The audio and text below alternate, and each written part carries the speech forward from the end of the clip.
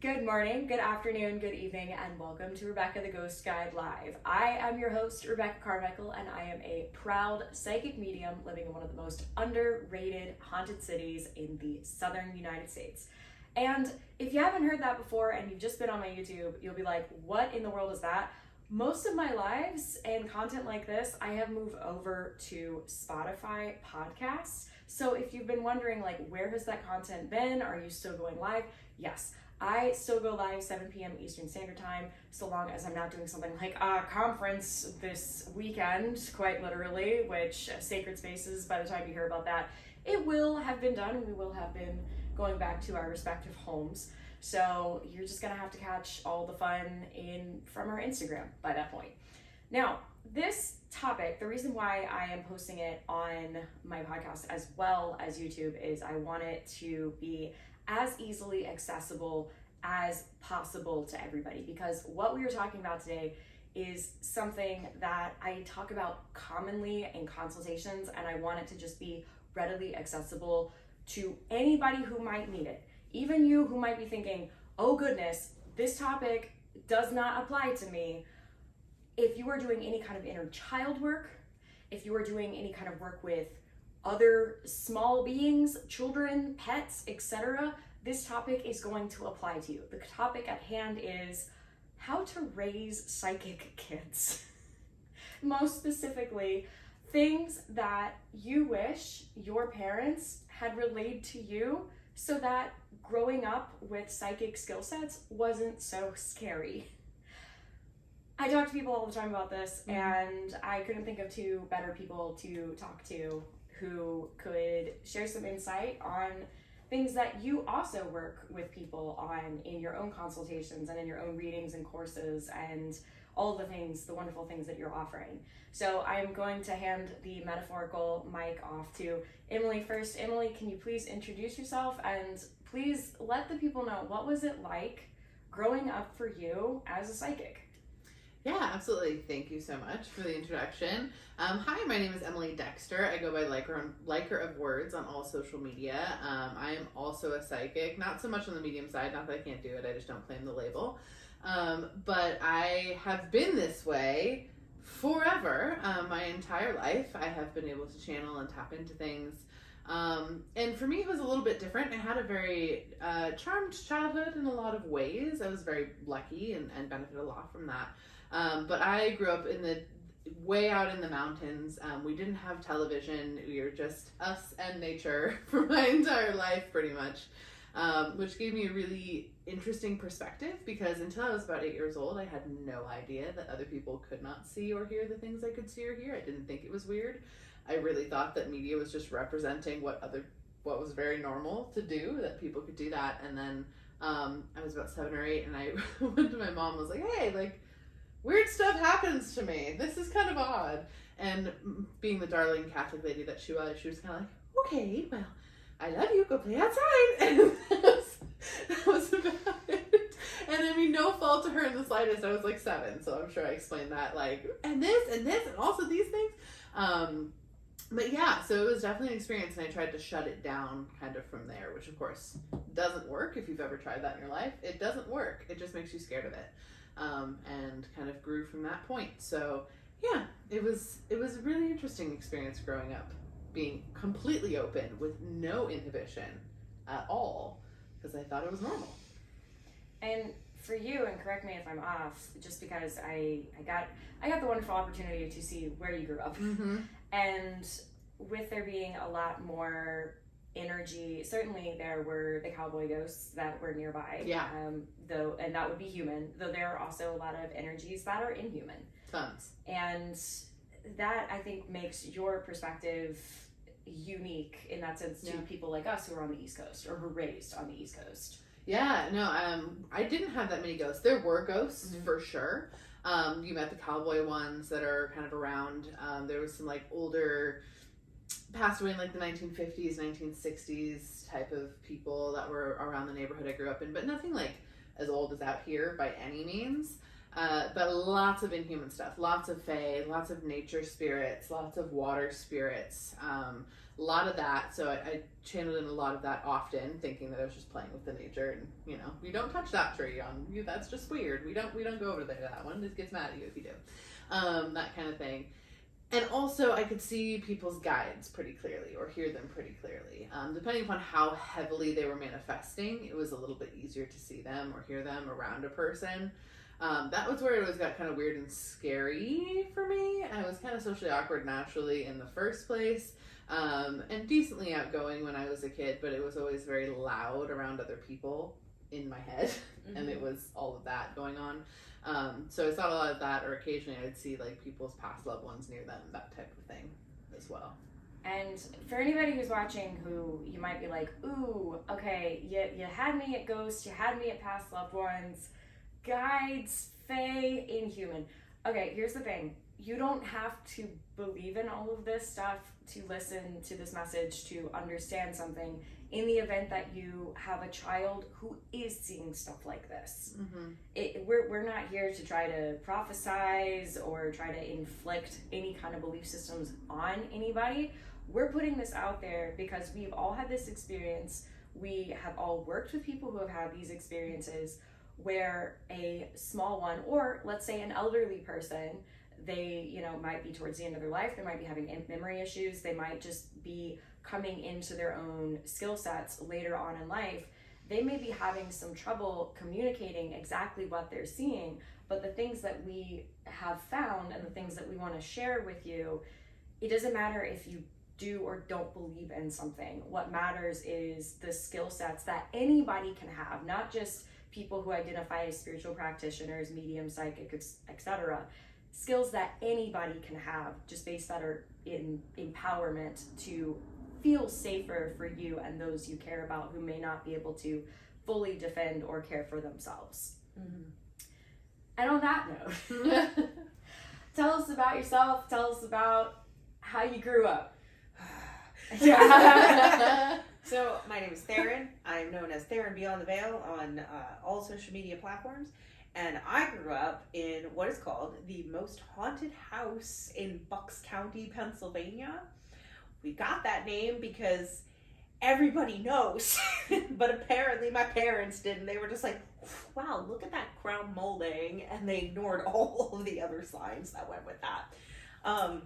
My house is, that I grew up in, is about this year, it's 141 years old. It was a hotel. And obviously with hotels, people come in and out all the time, and it was really haunted. I was having experiences before. I kind of describe it as precognizant because my parents knew it was happening because they could hear me blabbering to people, and they would hear the people talk at me through my baby monitor. That was where it started. And I wasn't aware fully of what I was doing probably until I was like 5-6 years old, and I was like hearing things, people talking to me, people calling my name, and I was like, well, that's weird, because I didn't know it was something to be afraid of. I just knew it was happening. And I existed in that space, and as I grew up and I lived there, it went from being just like, oh, I have this friend who's a ghost, and my friends say that they're imaginary, but they're not, because I didn't think about them, they just showed up, to it becoming very aggressive. So it kind of was like, when you think of like a haunted house movie or like a paranormal movie where somebody's getting like tortured by ghosts with like scary traumatic experiences, that's how I grew up. And I was surrounded by people who did not believe a single word that came out of my mouth. I was also the kid that knew things that nobody else knew. I knew when people were going to pass away. I knew the secrets of things that I shouldn't know. I knew about things that I wasn't even born for.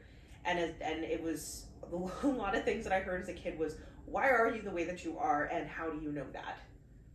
Because I just knew. I could see ghosts, I could hear ghosts, I could get images in my head. I had no inhibition, no limits, just go. Could I tell you for sure that I was seeing guides? No, I didn't know the difference at the time. I just knew I was like, that's a monster, and that was about it. But I did see people's past loved ones, ghosts, inhuman things. I live in a very old area, so we have a lot of like land spirits and a lot of like things that have come up over time. But at the time, like, it took me years to get to a point where I actually understood what exactly it was that I was doing or how it worked. And a lot of that time, I'll be so for real, was fear. Yeah. It wasn't until I was in my late teens, so like 19, 20, when I met paranormal investigators that I was like, oh, like, I can quantify this and make sense of this and do it to feel empowered. So that's what really got me into my field at that point. I think your situation is similar to a lot of other situations that I talk to with people where they grew up in a haunted house, and then sometimes it takes being removed from that atmosphere for people who lived in that scenario to actually talk about it. And for some people, they have to go to therapy to like figure out a lot of their fears just as a person, and some of those fears may actually go back to a haunted space. Similarly to that, that's part of what happened in my family. My sister and I, in our late 20s, started to share stories with each other of the house that I grew up in that we were just too afraid to talk about these things. There was never conversations of, hey, what makes you afraid? There was not really space for that, especially when it came to a spiritual nature with the things that you can't see. So, yeah.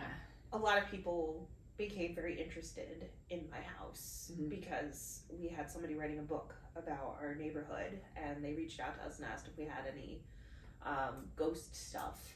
And, you know, it's funny because as the person experiencing it and getting told stories, historical events, names, dates, it's like, you don't know what you're talking about. But as soon as somebody else came in, I was like, oh, you haven't had ghosts. And then my mom was like, yeah, we've got ghosts. And then I came in with files, pictures that I drew, maps, dates, information, notebooks. I was like, this is all the stuff the ghosts talk about. And he was actually able to validate it in real time. And that was the first time my family was like, how do you know that? We didn't tell you about that. And I was like, I know, because the ghost girl told me this is what happened. And like, they were flabbergasted. And they were like, what? Shocked. And I was just like, yep, I've only been living in this the entire time, but it's fine, you know? Well, I think that brings up another point as well. So often, kids are being told things, answers, and that kind of thing. And sometimes, because it kind of freaks out the parents, they dismiss it immediately. And then that teaches the child, oh, okay, I'm not going to talk about that. Or it teaches the child to look outside of the family to try to figure out things, which is not such a bad thing. But certainly, I would hope that people would want their children to work with them to find out things in regards to their house. Like if a kid comes to you and is like, hey, I keep seeing this house, but the walls are a different color. Why not try and work with them to find out if there's any legitimacy to that? How does that hurt you? We didn't have the resources at the time. Fair. That's totally fair. That was a big thing. I wasn't able to actually like muddle out anything until I was in my mid-20s, and I had access to historical documentation, libraries, internet. Because there was no internet. Yeah, we didn't have the resources to prove anything that I was talking about until I started doing the work for myself. That's one of the reasons I think that a lot of people who are coming now are coming to be awake, and we're getting this whole surgence of people being able to be spiritually connected and kids being able to be spiritually connected, because we can now validate it with the internet, with looking things up, with checking on things. And I think that's a really special time to decide to come on planet. Yeah. And I will say, none of my houses that the houses I grew up in weren't haunted. Other houses have been haunted. Weren't haunted, but I always thought that they were, because kid me processed the beings attached to me as ghosts. Which were just my guides hanging out. Yep. And they weren't scary, but they were scary because I could perceive them.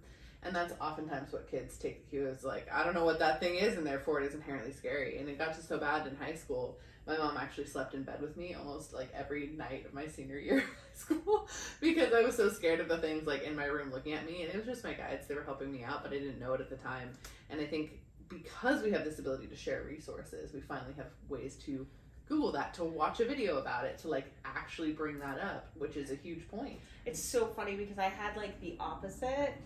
I was so dealing with ghosts all the time that like I was having regular fear responses just existing in space. Like I'd be sitting there doing my homework, and I'd be like do because I could feel it. It was coming in, and it was always very heavy. Ghosts do that too. But when it's just but extra. when like I had situations dealing with like guardians and like land spirits, and that I was never afraid of that. Like I had no fear response to that, but I only had fear response to places that I knew, like that I may or may not have been conscious of it in the moment, but I was like, there's some ghosts in this house. Like, yeah. And I think cool for your mom to do that. Yeah, your mom's dope. That's some parenting. My mom was just told me to go to bed. Oh yeah, no, I will say, despite being raised very Catholic, and I mean it, very, very Catholic, we went to church every week. Honestly, that kind of brings us to the point of things my parents did right when it comes to psychic stuff. So, and my mom does believe in this type of stuff, but of course she didn't really admit to believing into it until I was, well into my 20s. Her and my sister went saw a medium once, like, just those types of things. But things they did right. Even though they raised me very Catholic, my mom was always 100% adamant that anything, as long as I believed in something, I was doing something. Like, she was totally content no matter what. As long as I believed in something bigger than myself, she was totally content. So by the time I left the Catholic Church, she was like, okay. And I left when I was 15. And she was like, okay, I just want you to believe in something. I'm like, well, I believe in the thing standing in my room. So, like, that's cool with me. Like, that's the thing. So she was always really adamant about that, and always really open to any other philosophies or ideas. She always made us read books about different religions all the time because she was a librarian. So I read tons of books about different cultures and different religions kind of pretty much constantly. So there was always this open door of like, yeah, different stuff exists in the world. We don't know everything, which I think was really fantastic. So she did her best to lessen any type of like Catholic guilt and any type of like narrow-minded thinking that comes associated with spiritual stuff. My dad actually read us our horoscopes from the newspaper every day growing up. That was my first introduction to astrology. So he'd like pull it out and be like, "Oh, little Gemini, what's going on with you today?" You're so opposite. My dad, I know, but my dad is also, he's a hippie. He grew up in the Bay Area in the 60s, and he has, he has that whole vibe about him, and he's a plant biologist, so he talks to the trees all day, and most of our vacations growing up, we'd go to arboretums and learn Latin names for plants. That's a huge thing that we did. So I will say, like, those little just introductions made it so much easier to figure out what the fuck was going on with me a little bit later on. It's such a supportive but casual approach of just like, I hear what you're saying. Here are some things that you can explore in that regard. Like, I support you, and I just don't want you to be afraid. This is like, we are literally gonna have a do's and don'ts. That's what's gonna happen right now. Yeah. And like, there's the do's and don'ts, but really, I want to focus even more on like what you would tell clients, because like certainly we could go into a lot of information on picking apart our parents for perspective reasons, like for a variety of reasons. For the things that perhaps they did right, but also certainly some things that perhaps if they had known better, or perhaps if they were going forth with more love rather than fear on certain subjects, things would have been different. And that's what all three of us work on with people now, to be like, hey, here's what you can consider for these things. Yeah, the options used to be like, ignore it or go to a priest. Exactly. And like, that's not great. Yeah. And now we have so much more we can talk about. No, I think one of the biggest things that I could start with saying is, if your child is coming to you and saying they're seeing something, don't assume that you understand exactly what it is based off of your only perception. You have to kind of look down and up. Like, get to the level they're at and look at it that way. Because, like, in my, like, from what I experienced, it was, that couldn't happen. You only have two ghosts, which were family members. And I said, that is incorrect. Her perception of the situation was different because she only believed that two people were haunting our house, when really it was like a couple dozen. Yeah. So I've been to this house, by the way. Can't confirm. You really need to be mindful of the perspective, because what they see from their perspective and what you think is going on, or you're like, oh, you're misunderstanding it. That doesn't, your perception in what you can't, You can't put your perception of what you think it is on somebody else's perception. Yes. Especially a child. Yeah. Oh, for sure. Adults too. Just Yeah. because somebody is seeing something some way, that doesn't mean that it's absolutely wrong, especially if they can, figure out different ways to validate it and that kind of thing. We're all different people having different experiences. My spirit guides came through as like little caricature animals when I was a child. Of course, I was told those are imaginary friends. I wasn't afraid of them because I recognized them as kind of like cartoons. Mm-hmm. The thing is, though, as I got older, I had an understanding of spirit guides, but like I didn't know what to think. And then I was terrified of ghosts because that was the scariest thing to me as a kid.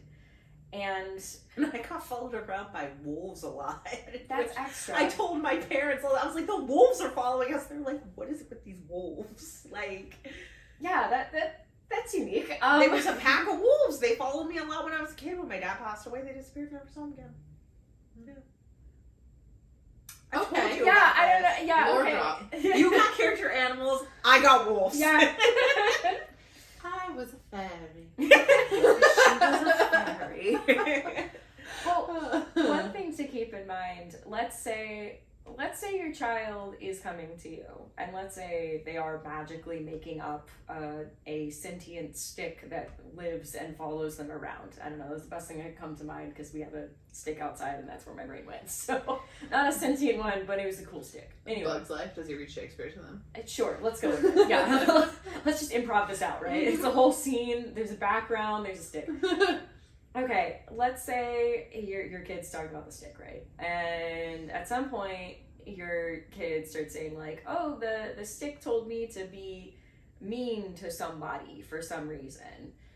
Okay, I think that's a great opportunity to ask your child, well, like, hey, how did you feel about me being mean to that person? Or is that something you really wanted to do? Or is this something where you need to look at the stick and be like, bad job stick, or that kind of thing? Bad job stick. Bad job stick. Yeah. Like, one, we are all advocates for mental health. So if that rides the line of like, ooh, is that hallucinations, etc. There are other ways to look at that. Like, there are other ways to look into, is it actually hallucinations or something like that. But from the very beginning, regardless of whether it's hallucinations or not, I think it's most important to empower your children or empower these people that you're working with to feel like they are in control of their own thoughts and their own actions. What do you think? You as a parent are not a mental health provider. You do not get to dictate what you think is happening. If you have a concern, you should act on that concern. If you think if this again a little bit crazy, like we're getting past the point of it being just Billy's being silly to Billy's kind of creeping me out a little bit, then you need to take the action as the parent to take them somewhere and be like, hey, we're gonna go talk to somebody and you're gonna tell them about your stick friend. And you need to act. You don't get the right to just sit there and be like, stop being crazy, like you're being silly, don't do that. Like, you need to do something else, like, because clearly that's not gonna be the path to go. I would say too that I think the distinction really is harm. So I have 3 kids. For reference, I'm a parent. I'm a parent. So I've done this for a while because my kids are all teenagers at this point. But I think the big distinction here is often like, is it causing harm to them or someone else, right? So the biggest thing is try your best to not limit your child based on what you believe is or is not possible. That's huge. Your belief in what they're seeing doesn't dictate the fact of whether or not they're going to see it. It just doesn't.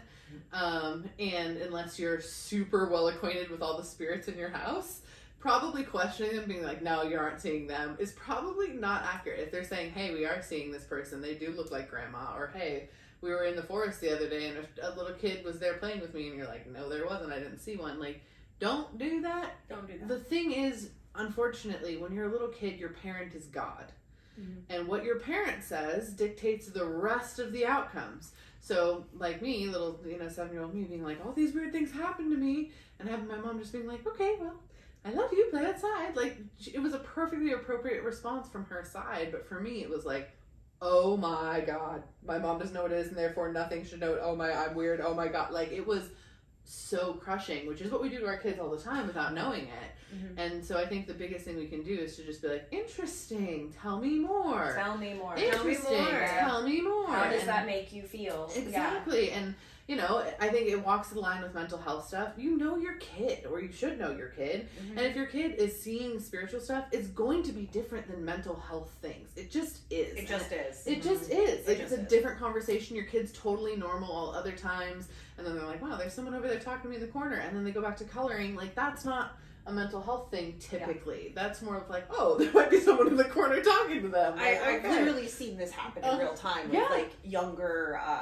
family members sitting at the kitchen table, staring at the wall and talking to the wall, and I was just sitting there like this, and all the family are like, oh no, and I'm like, what are you freaking out about? There's a ghost right there. Like, there's literally a dude sitting there. She was like, I have to eat dinner now, so I can't talk anymore. And everybody's like, who are you talking to? She goes, the man. I was like, yeah, I saw him. This is what he looked like. She's like, yeah. I'm like, good. Yeah.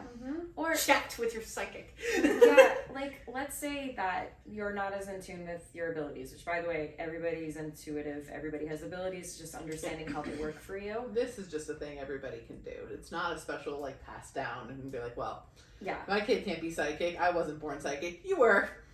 Everybody was. I recommend, if you want some kind of validation on if your kid's getting something, take them to a historic site. Mm-hmm. You know, make sure that they're not afraid or anything like that. Maybe do a little bit of research on the historic site. You don't want to just go to a place like a high trauma or something, because if they are sensitive, that can affect them. And maybe don't go to a Wild West town. Yeah, maybe don't do that. Have you done that with you? Yeah, maybe don't go to a battlefield either. Yeah, go to like a home, a historic home, and then ask your kid what they thought of it, and see if the kid was able to pick up on a feeling from a room that otherwise could not be seen with the eyes, and then maybe ask a docent working there and being like, hey, would this make sense to this room? That sort of thing. You can easily do that. Sometimes on the tour, it will make sense to you, like, oh shoot, like this thing happened in the room and my kid doesn't seem to want to be in the room, but we don't really know why until you find out maybe something happened there. The other thing too, this comes with a warning from experience. If what your kid is experiencing is scary to you and you try to push it down as a, hey, I don't believe in that and you shouldn't either, and whatever that over there is in the corner isn't actually there, your kid may start to shut down their abilities, but what happens is they start up in other places. So for me, for example, I was very physical eye clairvoyant. I could see spirits as a child. It scared me. I went to my parents. Their answers didn't help me.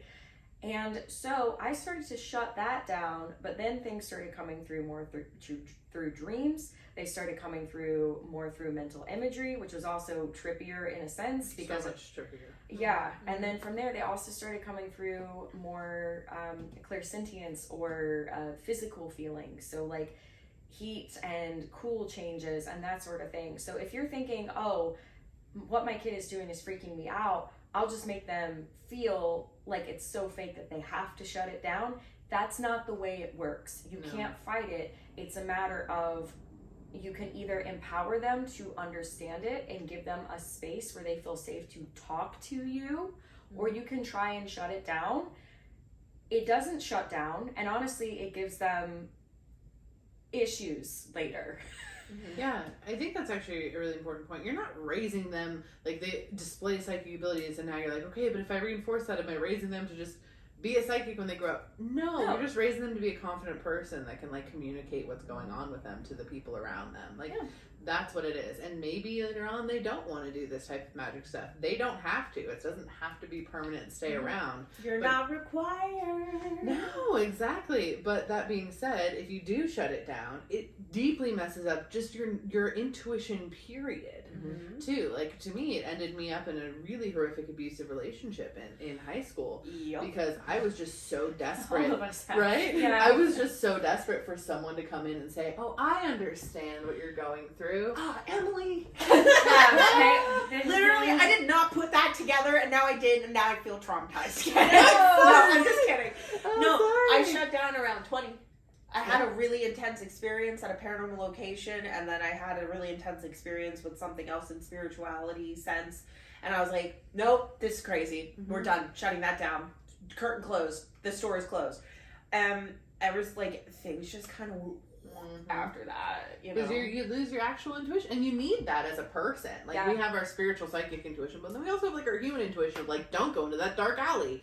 There's a tiger in the room. It's gonna eat your face. That man's like, covered in red flags. Yeah, exactly. And mine got capped because I had spent so long hiding, trying so desperately not to be weird that it didn't work. Yeah.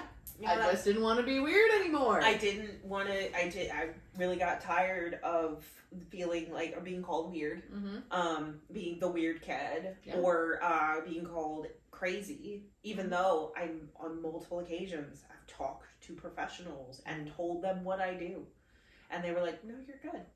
Yeah. So you're raising your kid not to just be like, "Oh, you'll be a super great psychic someday because I'm validating this for you," but just to feel safe in their own body and world. Like that's really the goal here. Is you're just trying to get them to feel safe and competent to deal with whatever comes up. From my perspective, truly, the biggest thing that I needed as a child was somebody to just hear what I was saying. Yeah. Even if they didn't believe it, I wouldn't have cared. I wouldn't have known any different. But what I needed at that time was somebody to see, I hear you. I'm sure that's very scary. I'm sorry that's happening. That would have changed my life if that had happened, but that's not what happened. And that's the thing. If you don't listen to your kids, I think period, if you don't listen to your kids, they will naturally find somebody who does listen to them. And that person may not have the best intentions for them. I made it a point. So like I mentioned, my kids are teenagers at this point in time. And I've made it a point their whole lives of, I'm not pushing any of my beliefs on you. I absolutely refuse to do that. Of course, I have altars around the house. I talk about psychic stuff. They've seen me do psychic things forever, but I'm not sitting there like, well, that's a this. Let me put a label to that, because I don't really believe that. However, throughout the years, they've been like, oh, I have a bad dream. I'm like, oh, well, do you want help with that? And they're like, yeah. I'm like, okay, well, you can call in your guides and they'll come here and they'll help you if you want that. And they're like, oh, okay, how do you do that? And you're like, just ask, like little things like that, where it's more about empowering them to, one, ask for the help they actually want, and two, know that it's available out there in the universe. And that's how you take like that intuition, whether they're really psychically leaning or not, and make it a powerful tool that helps them. Yeah. Like truly. I completely separate my child from everything that I do. I don't talk about it in front of him. I don't do things in front of him. I mean, I'm a spooky person by nature, so there are like Halloween-y type aesthetics, but he loves that. He loves skeletons and stuff like that. He Which was the media that... Yeah, it's just the media that he... It's like cartoons. He likes. But I keep him very separate from that, because like, from my perspective, from how I grew up, I'm like, whatever you discover, you're going to discover on your own, and when you discover it, I will be here to support you, and we can talk about it when that time comes. I would never press him to be like, you got to do this because you're part, like, da-da-da. No. If he asks, I will happily talk to him about it. But until then, he doesn't know nothing until he knows what he's meant to. Actually, something I wanted to mention, this is a tip that I actually gave a parent who was having issues with their child because their child couldn't sleep in the room. And the child was seeing a shadowy man in their room, and they were like, I just don't know what to do. And I was like, all right, here's what you're going to do. So I recommend getting just like a spray bottle, right? And putting things that smell good, that help promote calm and peace. Like you can use protective stuff, different herbs, oils, good smells. You can, to help promote sleep, you could put some like lavender in there, things like that. Rosemary. You can mark literally just like, you gotta, for a moment, just hold it and be like, I intend for this. And when I spray it in his room, whatever that is, it's gonna go away. This, like, you're putting your energy into it. Like, I'm the parent, I'm gonna be the big dog in this room, and I'm gonna get rid of you. Walk in if your child's like, oh my god, there's the guy's here again. All right, I'm gonna get spray, and just start spraying, and the kid and your child will feel more confident because they're like, yeah, my parent is doing the thing. They're superheroes. Like we fix everything. We are the ones that come in when things go wrong. So now I'm gonna leave the spray here. If it happens again, you tell them to go away and you spray them with the spray bottle because it helps them to feel strong in their own 2 feet. It gives them willpower, and you have a visual aid that they can go to help themselves, even if you're not there to help them. Yeah. Yeah, teaching your kid to say no to That was spirits, what I was too. thinking. Yeah, I mean, my kids will say no. They'll be like, oh, no, that's bad energy. No. And I'm like, yeah, good job. Like, that's what you're supposed to do. And that's self-trust. And it's just boundaries. It's The thing is, all the things you would want them to do, if there's a creepy guy following them on a street, teach them to do those things to the ghost, too. Mm-hmm. Like, if there's a creepy spiritual thing following them on the street, same thing. Like, obviously, you can't smack it with a hammer, but you can make a metaphysical hammer and be like, whack. Like, you can make them go away from you, too. Yeah. It's the same principle applies. Something that I've worked with clients on, especially if your children are nonverbal or if they're just really young and they're still working out their language, some kind of physical thing. So if they're getting something bad or something is scary, some kind of like no, or if they are interested in superheroes or fantasy characters or sci-fi or something like that, ask, see what resonates with them, see what works with them. I will say Star Wars is great. The Force. I mean, that's psychic stuff. But the Force, okay, what happens if something's coming at you? What would your favorite Jedi do? Oh, he would use the Force, or he would use a lightsaber. Okay, well, what does your lightsaber look like? Make it into an art activity and then be like, all right, let's see our lightsabers with our minds. Can you hold it with your mind? Can you see the color with your mind? Okay, and if that's going towards something, what does it do? It slashes it, right? This is basic shielding stuff. The same thing, let's say using the Force. Okay, how do they use the Force? They hold their hands like this and they do this and they see it with their mind's eye, what they want to happen. Yeah. And really, that's the same thing that we do as psychics. It's making our, quote, imagination real. Imagination's not a dirty word. No, and also there's multiple layers to imagination. That's something I wish we would teach our children, and I taught my kids this, but I really deeply wished that was something we had when we were kids, because the first level of your imagination is your imagination. It's the fun, the pretend. You're just kind of thinking about stuff. It kind of sits up here in your head. You're just imagining things. Then we get to the next layer, and that's when you're channeling stuff in, and you're actually doing stuff in the imagination. That is that channeling level of tapping in, and then you can go even higher from that to astral things and all sorts of different stuff kind of up from there. But you gotta go through the fake one to get to the real one. It's more of doorways leading to another one, as opposed to thinking of all imagination is fake. It's no, actually there's a whole bunch of different layers in that space. And on your note too, giving them something physical, you can even make it a blanket. Oh, just put your blanket on. This is a shield for you. If your kid's not a super aggressive one, or maybe they're really uncomfortable with that, be okay, well, good thing you got your lion, your stuffy lion here to protect you. That's what I had when I was a kid. Yeah. Or my son is, to this day, loves his swords, and we had a little foam one that was for bed only. It was kind of like a stuffy one, and you could sleep with your foam sword, and if something comes up, you just whack, whack, whack, and then go to sleep. So mine just stop, go away. I don't like you. Yeah. The other thing, sorry, I don't mean to interrupt you, but it's also important to note that empowering kids through intuition is also really freaking cool. Yeah, I just make it fun. Yeah, it's super cool. And it's also a tool for them to do a bunch of different things.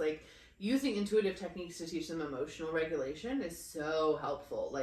Even you can teach them to shoot those energy balls out with their hands when they're feeling overwhelmed, or shielding and grounding and clearing their energy to feel protected in spaces that are crowded, or spaces that might be a little spooky, or school if they are really overwhelmed by school. That's a powerful technique to be able to use. That's also an intuitive psychic kid thing to do. We had a rock, and I highly recommend this if you don't have a kid that's a thrower, but we had a rock when the kids were little, and it was just a crystal rose quartz heart, and that was the calm down rock. And if you're holding it, you've got to breathe calmly and hold it in your hands.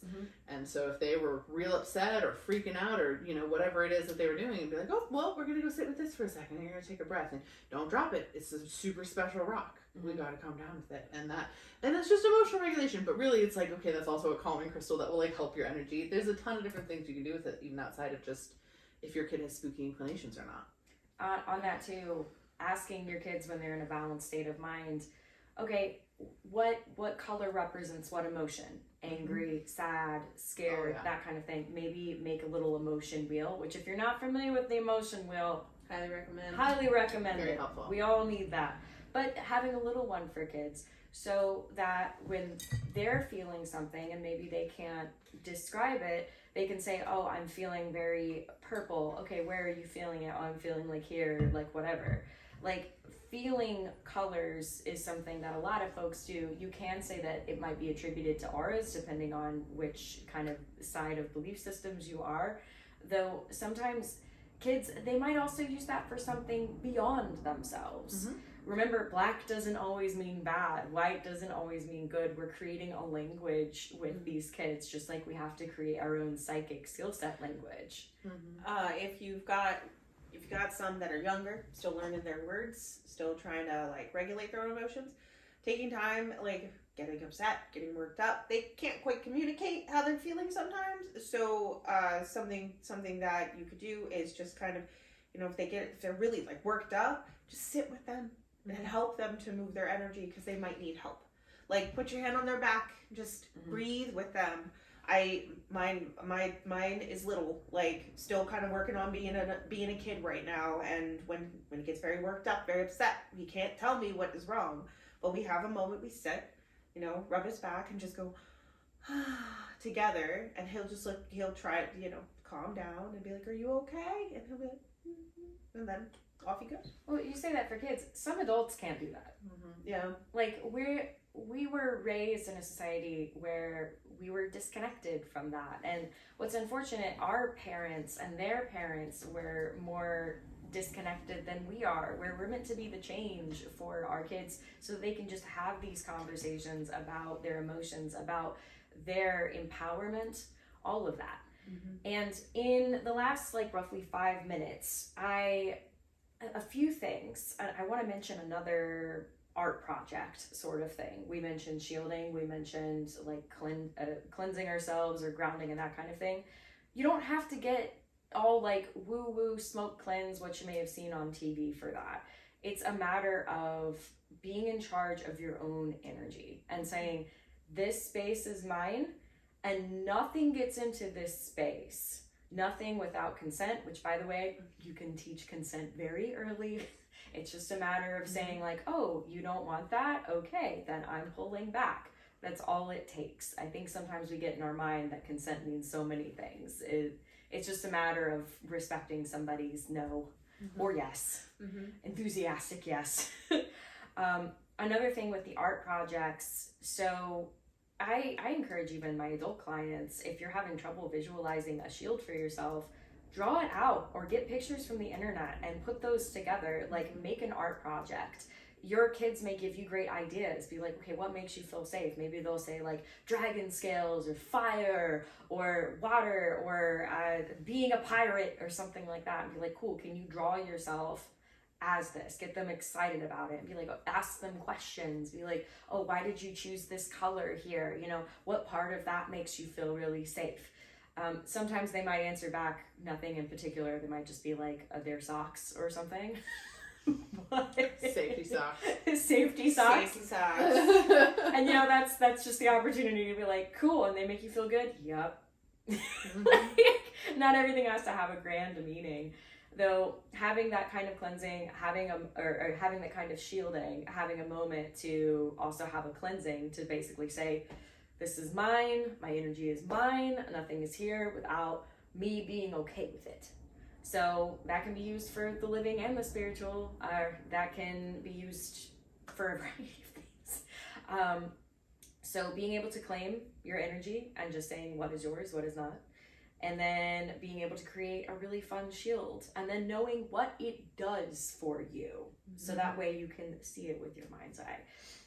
I encourage kids to do this, but also adults too. It can be a fun game. If you're like, ooh, we're throwing fireballs today, great. How do you throw fireballs? Kid throws a fireball. Okay, awesome. This is how I throw a fireball. That kind of thing. That can be a fun activity. It's make-believe, though it doesn't have to be. Any other closing thoughts? Yeah, I mean, just remember that your kid thinks you're cool. Kids love us for a very short time simply because we're theirs. And I think that's a really special thing. And if you want them to not be scared of the thing, then make the thing not scary. Don't belittle it and be like, no, it's not scary, but like make them empowered to take it on, whatever that is. Yeah, I'd say that's probably my case of that. I'd say too, if you are afraid of these things, figure out why you're afraid. You don't want to have them inherit that fear just because you don't know why you're afraid. I believe that understanding something is how you fight the fear. That's the cognitive side. And invest in your own psychic growth too. Like if this is stuff for you too, and you're like, oh, I did feel that as a kid, then heal that for you. Like you can still do every technique we talked about to yourself right now. Yep. I talked to a lot of parents about that, and it's kind of like they have their spiritual reawakening while their child is having their spiritual awakening. What would you say? One of the big things I suppose that I was thinking about was, you know, being able to be open to communication and allowing that communication to go freely so that they feel confident that they can talk to you. As you making sure that you're emotionally regulated, you know, that you're not like, oh my God, what are you not? Don't make it strained or make them feel like, oh, I can't talk to my parents about this because they just freak out every time. Like like I said, one of the things that I would have really appreciated was just somebody listening and communicating with me so that I could feel more confident. Help your kids feel confident. Talk to your kids. Don't be like our parents. They had PSAs for us. Do you know where your kid is right now? Did you hug your child today? Well, and remember, we have resources now. Yeah. Like when in doubt, like it's not just home or doctor. Like you can look at videos like this online. You can reach out to people. You can reach out to spiritual people. You can go to groups for people with spiritual kids. Like there's so many things that you can do now. Like you aren't supposed to be an expert in everything just because you birthed somebody. Like I mean, every parent comes in different levels. Like you can be a parent of, you know, fresh parent, first kid ever. You could be a parent of 2, 3.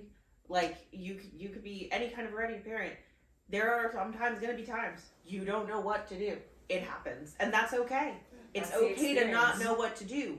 It's how you react and what you do with not knowing. Do you just sit and go, well, I don't know, so I guess that, or are you going to take action? That's a big difference. And on that note too, sorry, I know we could go on. Yeah. We can go forever. But it's also kind of a rebellion against the system to reestablish our own villages. Yeah. Which is... That's beautiful. My punk thought about it. Yes. Well, if any of this has resonated with you today, if you want to know more, all 3 of us teach courses on various natures. All 3 of us have ways to meet with us in various kinds of ways. Some of us have group settings, some of us have one-on-one settings, some of us have in-person settings. So I'm going to leave links for Emily, Theron, and myself at the bottom of this video. Stay curious. That's the best kind of advice I think I can give with all of this. If you are curious, you run less risk of being afraid. And we can be curious now. That's an empowered feeling. So thanks for joining. Thanks for having us. Yeah. Thank you. Thanks for joining the podcast. This is the first time that 2 people have been on the podcast, and thanks for being on the YouTube. So thanks for joining. If you're just hearing on my podcast now, I hope you'll check it out, Rebekah The Ghost Guide Live. And if you don't know who either of these people are, please go follow them. I would not be who I am today without both of these people. Stop. No. It's totally true. It's totally true. So thank you so much for watching / listening, and stay curious. I'll just leave it at that.